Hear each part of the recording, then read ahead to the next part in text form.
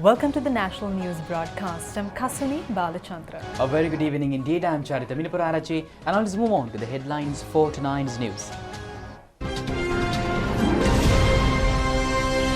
The Prime Minister inspects the beachfront affected by the impact of the burning ship.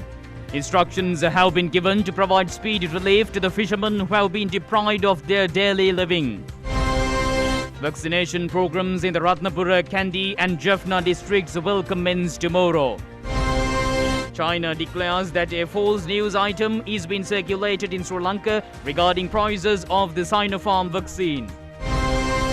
Intense search operations against those violating the quarantine laws. The economic centres will remain open tomorrow and the day after for bulk trading. Essential items are to be provided to the residents by means of mobile vehicles. On to those and other stories in detail now, and starting off with local stories. Prime Minister Mahinda Rajapaksa has instructed the relevant sections to extend immediate relief to the fishermen who have been deprived of their daily fishing activities due to the fire erupted at the Express Pearl ship. He has given the order while engaging in an inspection tour in the Swetakeyava beach. The objective of this tour has been to look into the measures taken to minimize the damages caused to the marine environment as a result of the fire of the ship. The Prime Minister has also instructed officials of the Marine Environmental Protection Authority to take every possible measure to safeguard marine environment. He has also ordered to purchase the necessary equipment and utensils needed to face a catastrophe of this magnitude. The Prime Minister has informed State Minister Kanchana Veerasekara that relief should be extended according to a plan of the fishermen who were compelled to abandon daily fishing activities in the sea areas affected by the fire of the vessel Express Pearl. The Prime Minister further said that the tribute of the entire nation of the bestowed upon all, including the Sri Lanka Navy, currently taking necessary measures to prevent marine pollution. Among those who have accompanied the Prime Minister in the tour were Minister Prasanna Ranatunga, State Minister Nalika Godaheva, Kanchana Veerasekara, Navy Commander Vice Admiral Nishantha Ulagathan, Secretary to the Ministry of Urban Development Sredimal Pereira, Chairman of the Urban Development Authority Harshan De Silva, and Director General Prasad Ranavira, and Chairperson of the Marine Environmental Protection Authority Darshani Lahandapura. An explosion was reported to have taken place in the burning ship Express Pearl last night. The Marine Environmental Protection Authority says that renewed flames that have risen subsequent to the explosion have been doused. 425 kilograms of chemicals have been sprayed on the ship under fire using a Bell 212 helicopter of the Sri Lanka Air Force today.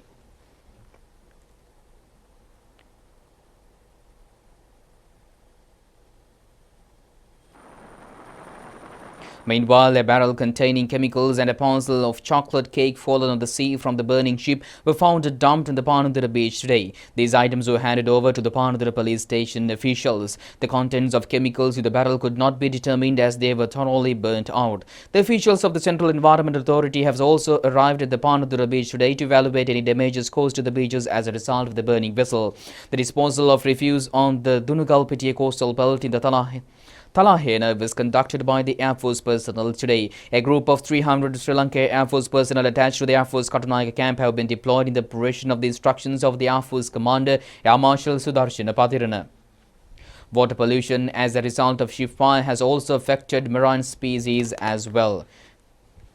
The Marine Environmental Protection Authority says that cases of sea turtles, fishes and birds were found in large numbers. Body of a dead turtle has washed to the Egotoina beach yesterday. Remains of such turtles were also found in the beaches of Negombo and Swetakeyava as well. Many birds of plastic were detected in the belly of a dead puffer fish type along the found in the Negombo beach. A bird of the sea serpent of the type Galgula was also found at the Dehiwala beach. Within these 2 days type, we observed dead turtles and dead seabirds, and again number of dead fish species were there, and again observed that some were half burnt, and that really indicate that the whole marine biodiversity, including charismatic species, also has exposed to this chemical pollution and again thermal pollution. So that really it really indicates that it is causing some damages to our coastal biodiversity, and then again to coral reefs, coastal invertebrates that might affect our coastal biodiversity, ultimately causing some impacts on fisheries and again tourism ultimately some socio-economic crisis. So therefore, this ship not polluted our waters, but again, the long term, as an end effect, the ship has caused some socio-economic problems in this area. The burn ship emitted very toxic fumes, and that really crossed the country because of the low depression situation occurred in Bay of Bengal. At the same time, southwest wind also pushed the fumes across the country. Therefore, there is a possibility to occur very slight acid rains at the same time to cause some irritations in breathing tracts because of due to the inhalation these toxic gases. Situation can be expected, but in all the cases, really request the general public to use masks like how you do it in COVID cases. At the same time, be away from rains, get your protection, and always be at home. Although there is not a severe acid rain condition, but might be a very light or very minor acid rain conditions. Anyway, since expected, we requested the general public to be away from this rainwater and find your own protection. The Central Environmental Authority has handed over a series of guidelines and proposals pertaining to waste management of the refuse obtained as a result of the fire of the ship yesterday. The guidelines include naming of beach locations as dangerous where the debris and refuse has been accumulated, informing the general public not to touch such hazardous materials, and taking of speedy measures to deposit such waste materials in appropriate temporary storage, including containers. State Minister Shahan Semasinghe says that 5,000 rupee allowance to fishermen affected by the fire in the ship will be provided. Meanwhile, Minister of Ports and Shipping Rohita Begunawardena said today that Ports Authority will definitely take measures to recover compensation on the environmental pollution caused as a result of the fire of the vessel. And in other news, Army Commander General Shavendra Silva says that the vaccination programs in the Jaffna, Ratnapura and Kandy districts will be commenced tomorrow. Inoculation of COVID vaccines in the districts of Gaul, Mathura and Kurunegala have been carried out successfully today. Head of the National Operational Centre for the Prevention of the COVID-19 outbreak, Army Commander General Shavendra Silva said that 500,000 doses of vaccines are presently being inoculated. The Sinopharm Chinese vaccine was brought to Sri Lanka 3 days ago. 125,000 doses of the vaccine have been released to the districts of Mathura, Gaul and Kurunegala. The vaccination campaign has been carried out in the districts throughout the past 3 days. General Shavendra Silva further said that the President has instructed to retain the remaining 375,000 doses out of the 500,000 doses, as the second dose of the vaccine is scheduled to be given after the 8th of June. However, he further said that vaccine importing institutions have informed them yesterday that a further stock of Sinopharm vaccines are on the way to Sri Lanka. Inoculation program in the Kandy district is scheduled to commence with effect from tomorrow. The Russian-made Sputnik V vaccine is scheduled to be inoculated. A special discussion regarding vaccination was conducted at the Bandaranaike National School premises in Kundasale today under the leadership of Ministers Dr. Kelly Rambukwala and Mahindananda Rathgamage. Minister Nama Rajapaksa says that vaccination programs will be commenced as soon as possible in other districts as well. Minister Nama Rajapaksa said that the health divisions have recommend the vaccination procedures in the Hambantota, Munragala, Radhapura, Polonnaru, Putlam and other districts based on the quantities of vaccination doses available. It was due to the diplomatic relations of the President and the Prime Minister with the relevant authorities that Sri Lanka was able to receive the required vaccine consignments.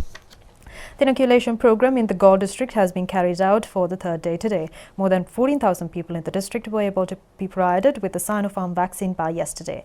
Gaur District Secretary Shantveer Singh says that the vaccination program is being carried out giving prominence to Haparadua, Alpitia, Gaul, Ratkam, Ambalangoda and Akmimana.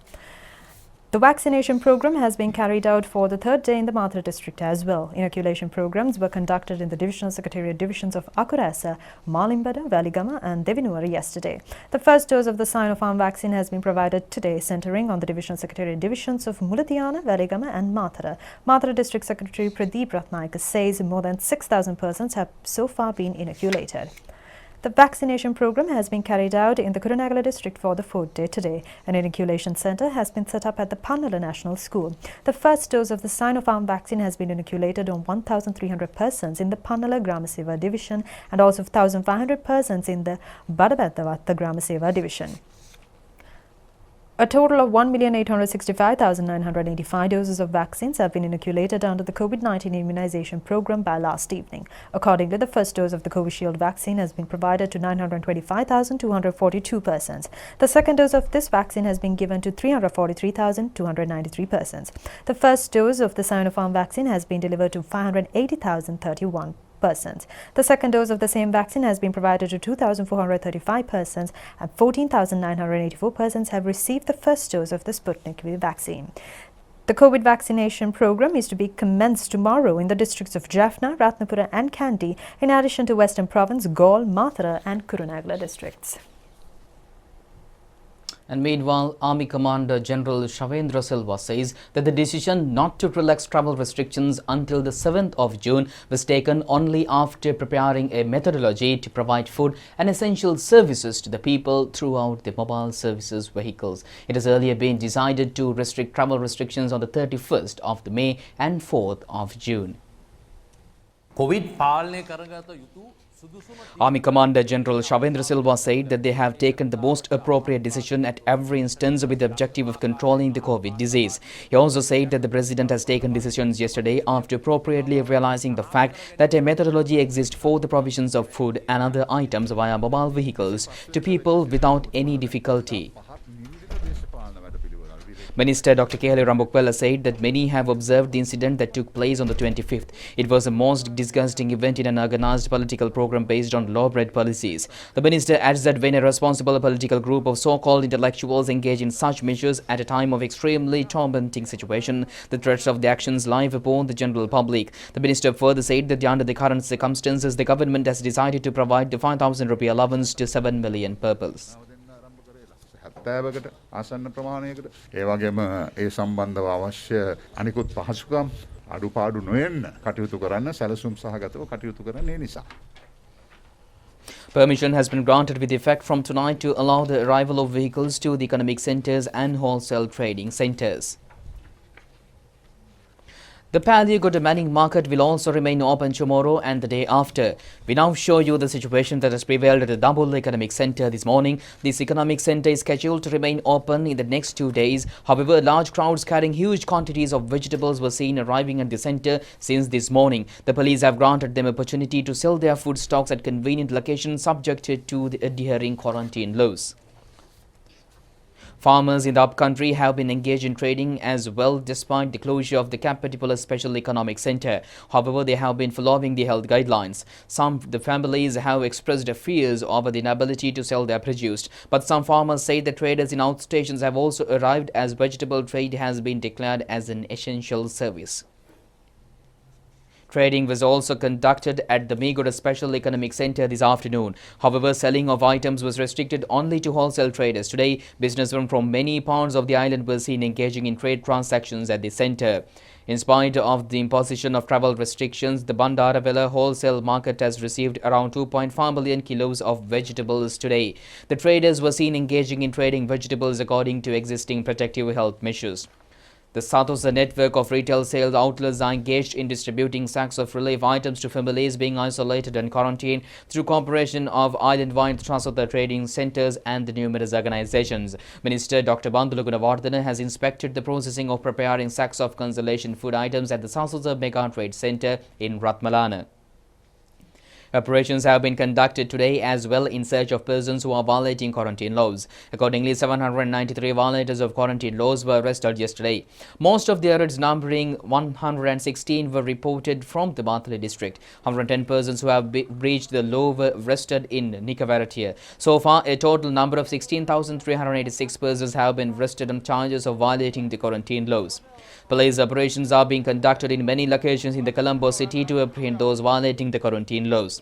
The Paligoda police station has commenced an operation via drone technology to identify those who disregard quarantine regulations, and those who have contravened the law were released after giving through warnings. Hereafter, cases are to be filed against those who were found committing the offence.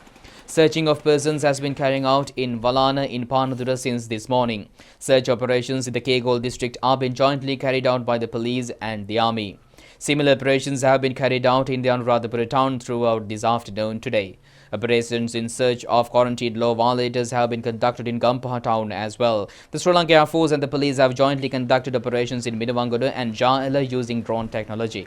Officials of the Kurunegala police headquarters have inspected all vehicles that have arrived in the Kurunegala town today. Search operations have also been conducted in the Ratnapura town as well as today in search of those breaching the quarantine laws. China says a fake news has been circulating in Sri Lanka regarding the country's process of purchasing the Sinopharm vaccine. This was stated in a message posted in the Twitter account of the Chinese embassy in Colombo. There were social media posts in Sri Lanka comparing the prices of Sinopharm vaccines purchased by Sri Lanka and Bangladesh. Chinese embassy says that they inquired about this from Bangladesh Health Ministry and from the Sinopharm group. According to the Chinese statement, Bangladesh Health Minister has clarified last week that their procurement agreement, including pricing, is not finalized yet. Therefore, the Chinese embassy says that a fake news on social media has already disturbed their ongoing negotiation.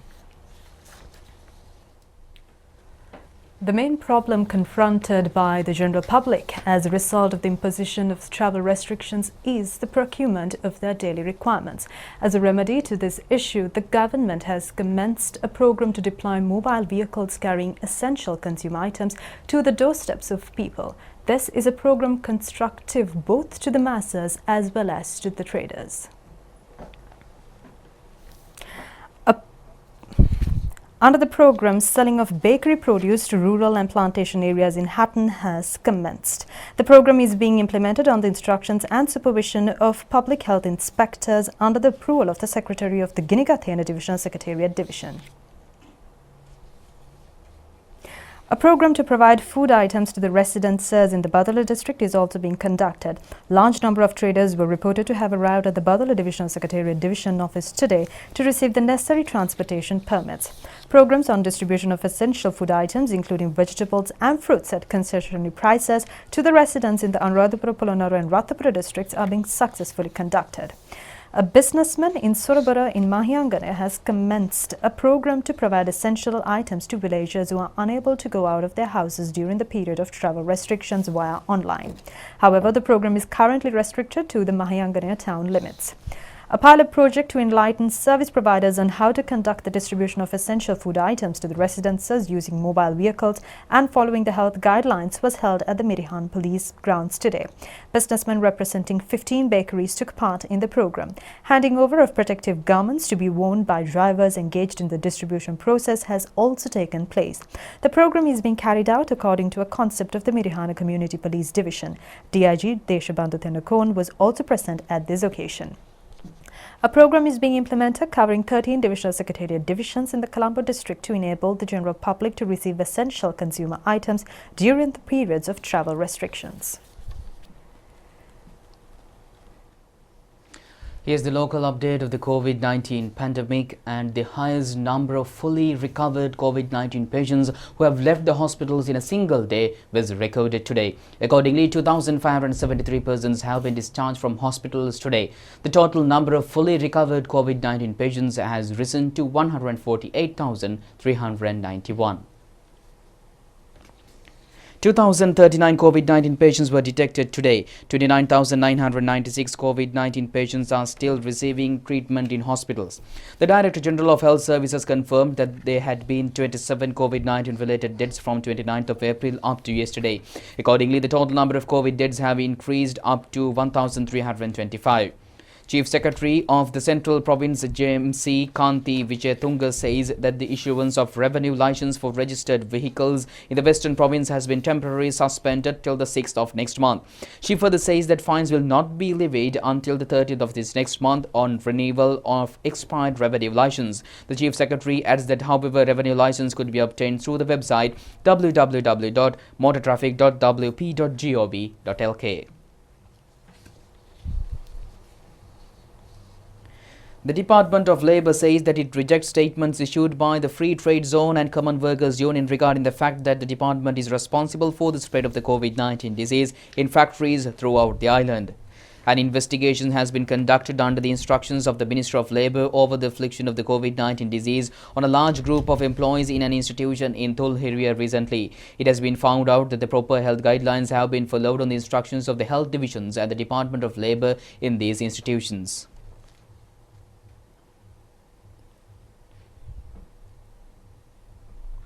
It has also been reported that Trincomalee District Parliamentarian Kapila Nuwanathukorla has also been afflicted with the COVID-19 disease. A residential centre with quarantine facilities has been established at the aesthetic resort premises in the Western Province today. It has been reserved for dormitory facilities of officials engaged in essential services at the ChannelEye Rupavahini Corporation. It was also functioning as a treatment centre for ChannelEye Rupavahini Corporation employees if infected with the corona disease. Western Province Governor Marshal of the Air Force Roshan Gunathilaka, the Western Provincial Council, National Youth Services Council and the trade unions of Sri Lanka Podujana Perabuna have extended assistance for the project. Chairman of the ChannelEye Rupavahini Corporation Reginald Kure, Director General Ajit Naragala, Director General of the National Youth Services Council Dushanti Hapagoda, Chief Secretary of the Sri Lanka Youth Society Federation Tilshan Taturanga Jaikuru was also present at this occasion.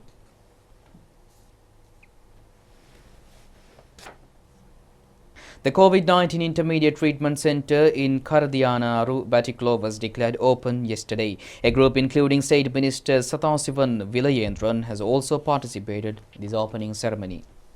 And with that, we conclude tonight's news. Join us tomorrow at the very same time. Stay safe. Good night. Good night.